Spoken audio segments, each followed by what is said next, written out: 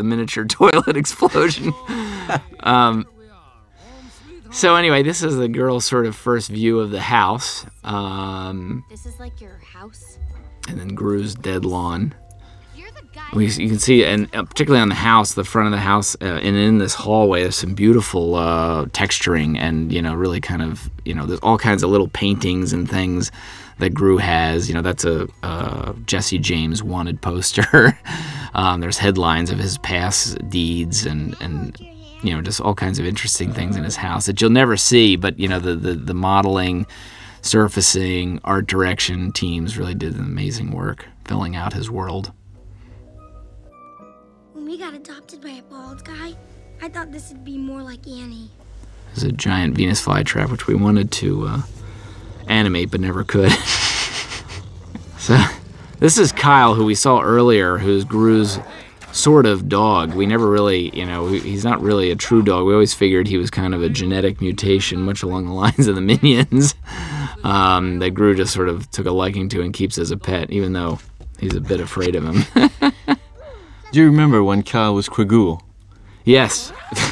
Kyle was Kragul, and Gru had kind of an Igor-like sidekick named Kyle, who was human. It's sort of very often in these films you get to the point where you're like, well, we've got too many characters to service and to do justice to, so you have to make some decisions again about what to put in and what not to put in. And we really wanted always to focus on Gru as a character and really make him appealing as the centerpiece of this movie. And as a result, we gave the name Kyle to the dog and got rid of the human sidekick. And I think Nefario actually kind of came up a little bit as a result, sort of filling that hole. Yeah, it was kind of weird, like having a talking pet. I remember scenes in it. That's true. The dog talked for a time, yes. We tried that. So... Russell Brand was a good sport. He went from being a talking dog to Dr. Nefario. Did a great job with Dr. Nefario. I mean, it was so great to have him, sort of take that role. It was much better than the talking dog. Where did you get that? Found it. Okay, rule number... Again, you can see in the kitchen there's all kinds of great things in there. There's a brain in the water cooler. There's a chainsaw hanging on the wall. There's a flamethrower. There was a scene at one point of Gru cooking breakfast using all his implements of evil.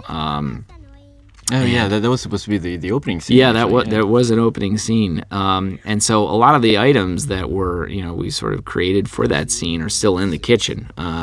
So there's some interesting things in there. Okay, don't worry. Everything's going to be fine. And of course, an espresso machine. You can see back there. Some ordinary things as well. Yeah, that's right.